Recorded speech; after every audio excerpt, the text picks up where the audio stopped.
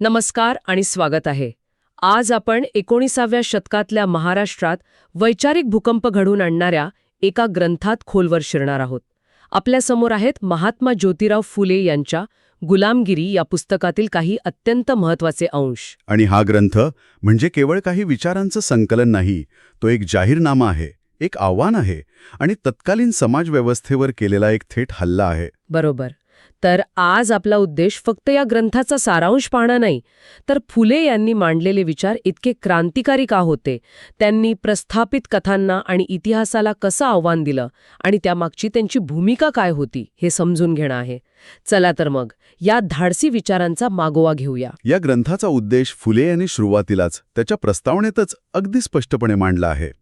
त्यांच्या मते हजारो वर्षांपासून शूद्र आणि अतिशूद्र समाज ब्राह्मण वर्गाच्या वर्चस्वाखाली भरडला जात आहे, दुःख भोगत आहे. त्यांना या दुःखाची जाणीव करून देणं आणि यातून बाहेर पडण्यासाठी त्यांना स्वतःच विचार करायला लावणं हा या लिखाणाचा मुख्य हेतू आहे. आणि या विचारांची सुरुवातच एका अशा दाव्याने होते जो त्या काळातील माणसांच्या पायाखालची जमीन सरकवणारा असेल. फुले म्हणतात की जे स्वतःला इथले सर्वश्रेष्ठ मानतात ते ब्राह्मण मूळचे इथले माहीतच. होय, हा त्यांच्या संपूर्ण युक्तिवादाचा पाया आहे. ते मांडतात की सुमारे 3000 वर्षांपूर्वी ब्राह्मण इराणातून आले. ते परकीय आक्रमक होते. आक्रमक? हो. त्यांनी इथल्या मूळ रहिवाशांशी लढाया केल्या, त्यांना जिंकलं आणि त्यांना आपलं दास म्हणजे गुलाम बनवलं. पण मग एवढं मोठं सत्य लपलं कसं? म्हणजे जर ते बाहेरून आले होते तर त्यांनी स्वतःला इथल्या व्यवस्थेत सर्वश्रेष्ठ म्हणून स्थापित कसं केलं? इथेच फुले त्यांच्या दुसऱ्या आणि जास्त महत्त्वाच्या मुद्द्याकडे येतात. ते म्हणतात की आपली परकीय ओळख लपवण्यासाठी आणि इथल्या मूळ लोकांवर आपली सत्ता कायम ठेवण्यासाठी या आक्रमकांनी अनेक बनावट ग्रंथ लिहिले. अच्छा.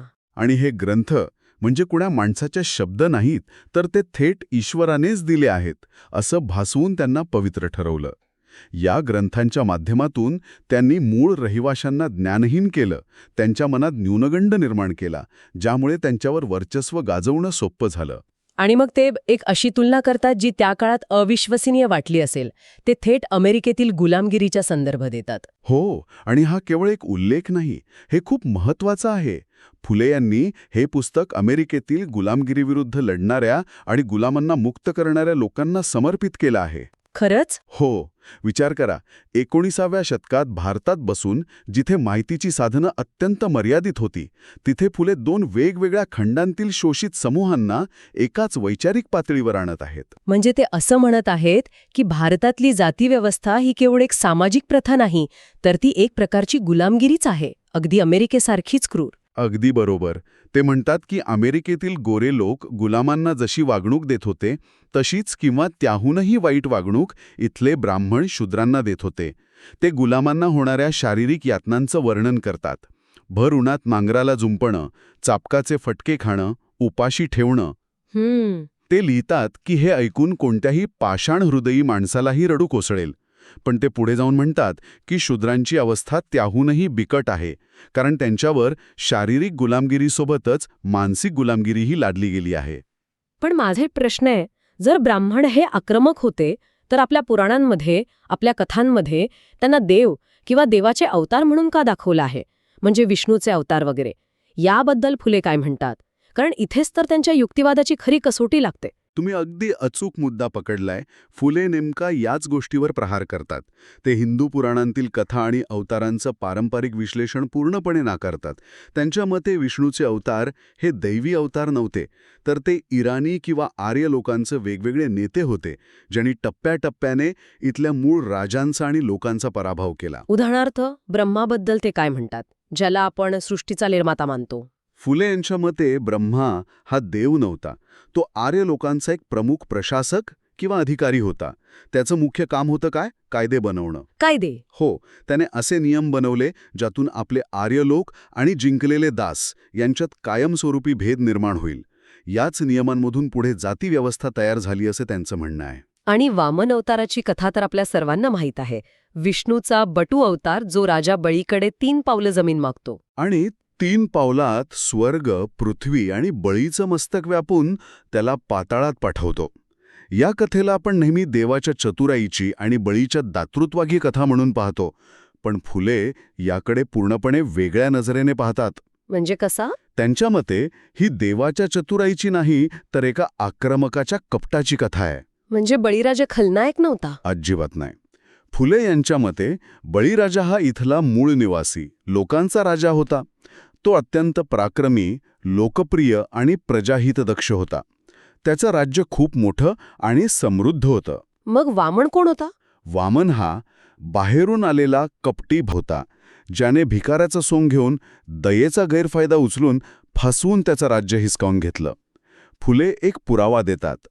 आजही लोक दिवाळीत इडा पिडा जाओ आणि बळीचं राज्य येओ असं का म्हणतात? हो, म्हणतात खरं. कारण लोकांना आजही त्या पराक्रमी आणि न्यायी राजाच्या सुशासनाची आठवण आहे. एका कपटी आक्रमकाचं राज्य यावं असं कोणी म्हणणार नाही, हो ना? खरंय, हे तर कथेला कुरबळी उलटं फिरवण्यासारखं आहे. परंपरेने ज्याला देव मानलं त्याला कपटी आक्रमक ठरवणं आणि ज्याला असुर मानलं त्याला लोकांचा राजा म्हणणं, हे खूपच धाडसी विश्लेषण आहे. आणि हे धाडस परशुरामाच्या बाबतीत तर आणखीनच टोक गाठतं. थांबा, म्हणजे परंपरेनुसार ज्या परशुरामाला धर्मरक्षक, क्षत्रियांचा कर्दनकाळ मानलं जातं, त्यांना फुले थेट एका क्रूर वंशसंहारक म्हणजे जेनोसाइडल कॉन्करर म्हणून सादर करत आहेत. होय, त्यांचं वर्णन वाचून अंगावर काटा येतो. फुले लिहितात की परशुरामाने इथल्या मूळ क्षत्रिय लोकांची 1-2दा नव्हे तर 21 वेळा कत्तल केली. 21 वेळा? हो. हा तर संपूर्ण नैतिक व्यवस्थेवरच हल्ला आहे. अशा क्रूर व्यक्तीला देव मानणाऱ्या व्यवस्थेवरच ते प्रश्नचिन्ह निर्माण करत आहेत. पण मला एक प्रश्न पडतो की ठीक आहे, लढाया झाल्या, विजय मिळवला गेला, पण एवढ्या मोठ्या लोकसंख्येला हजारो वर्ष नियंत्रणात ठेवणं केवळ काही ग्रंथांनी आणि कथांनी शक्य आहे का? या नियंत्रणाची रोजच्या जगण्यातील पद्धत काय होती? फुले याच्या मुळाशी जातात का? नक्कीच जातात. त्यांच्या मते या नियंत्रणासाठी ब्राह्मणांनी वापरलेली सगळ्यात मोठी आणि धूर्त युक्ती म्हणजे जातीभेद. जातीभेद? हो, त्यांनी जिंकलेल्या मूळ समाजाला हजारो जातींमध्ये विभागून टाकलं. शूद्र आणि अतिशूद्रांमध्ये आपासात इतकी फूट पाडली की त्यांनी कधीच एकत्र येऊ नये. म्हणजे फोडा आणि राज्य करा या नीतीचाच हा एक प्रकार होता. अगदी तसंच. दोघांचे भांडण आणि तिसऱ्याचा लाभ या म्हणीप्रमाणे त्यांनी समाजात फूट पाडून स्वतःचं वर्चस्व कायम ठेवलं. आणि यातली सगळ्यात क्रूर गोष्ट म्हणजे जे लोक त्यांच्याशी शौर्याने लढले, जे त्यांचे महाअरी म्हणजे मोठे शत्रू होते, त्यांनाच त्यांनी महार किंवा अतिशूद्र असं नाव देऊन अस्पृश्य ठरवलं. काय म्हणजे जे सर्वात जास्त लढले त्यांनाच अस्पृश्य करून इतरांपासून तोडलं, जेणेकरून भविष्यात कोणताही प्रतिकार एकत्र उभाच राहू शकणार नाही.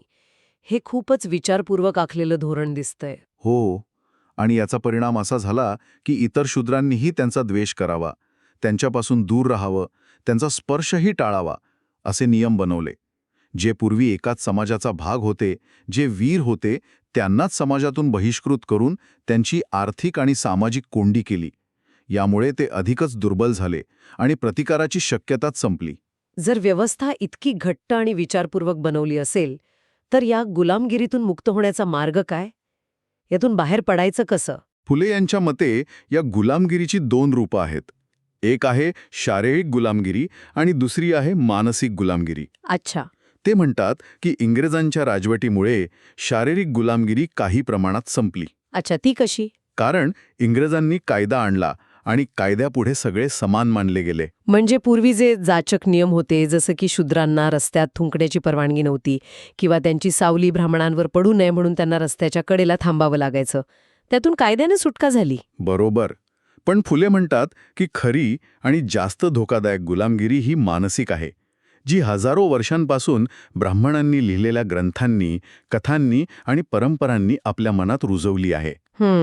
देव, धर्म, पाप पुण्य, स्वर्ग नरक या कल्पनांच्या भीतीमुळे शूद्र समाज स्वतःहून ही व्यवस्था स्वीकारत आहे. आणि या मानसिक गुलामगिरीचं काय? ती तर कोणत्याही कायद्याने जात नाही. आणि म्हणूनच फुले म्हणतात की या मानसिक गुलामगिरीतून सुटका होण्यासाठी ज्ञान मिळवणं हाच एकमेव मार्ग आहे. शिक्षण. शूद्रांनी आणि अतिशूद्रांनी शिक्षण घ्यावं, स्वतः विचार करायला शिकावं आणि या खोट्या ग्रंथांना, या परंपरांना प्रश्न विचारावेत असं ते कळकळीचं आवाहन करतात. म्हणजे ज्या शस्त्राचा वापर करून गुलाम बनवलं गेलं त्याच शस्त्राचा वापर करून गुलामगिरी तोडायची. नियंत्रण हे ज्ञान नाकारून मिळवलं गेलं तर स्वातंत्र्य हे ज्ञान मिळवूनच मिळेल. अगदी बरोबर. त्यांच्या मते शूद्रांना ज्ञानहीन करूनच त्यांच्यावर राज्य करणं शक्य झालं होतं. त्यामुळे ज्ञानाची, शिक्षणाची ती मशालच ही गुलामगिरीची अंधारी कोठडी उजळून टाकू शकते. तर आज आपण पाहिलं की गुलामगिरी हा ग्रंथ केवळ एक पुस्तक नाही, तो एका मोठ्या सामाजिक आणि बौद्धिक क्रांतीचा दस्तऐवज आहे. तो केवळ तक्रार करत नाही, तर इतिहासाची, धर्माची आणि पुराणांची एक पर्यायी मांडणी करतो. तो पारंपरिक कथांना थेट आवाहन देतो आणि शोषितांच्या दृष्टिकोनातून एक नवा इतिहास सादर करतो. आणि जाता जाग हे एक विचार. या संपूर्ण ग्रंथात फुले वारंवार ज्ञान आणि शिक्षण यावर भर देतात. ते पुन्हा पुन्हा सांगतात की शूद्रांना ज्ञानहीन करूनच त्यांच्यावर राज्य करणं शक्य झालं. यातून एक खूप महत्त्वाचा प्रश्न निर्माण होतो. एखाद्या समाजाला नियंत्रणात ठेवण्यासाठी ज्ञानावर मक्तेदारी निर्माण करणं हे इतिहासातलं किती शक्तिशाली शस्त्र ठरलं असेल. आणि याचाच पुढचा विचार असा की या शस्त्राचा वापर आजच्या जगात कोणत्या नव्या रूपात होत असेल. आजच्या माहितीच्या युगात, ज्ञानाच्या महापुरात विशिष्ट माहिती लपवून किंवा चुकीची माहिती पसरवून समाजाच्या विचारांवर नियंत्रण ठेवण्याचे प्रयत्न होत नाहीत का? इतिहासातील हे शस्त्र आज कोणत्या नव्या अवतारात आपल्यासमोर उभं आहे याचा विचार प्रत्येकाने करायला हवा.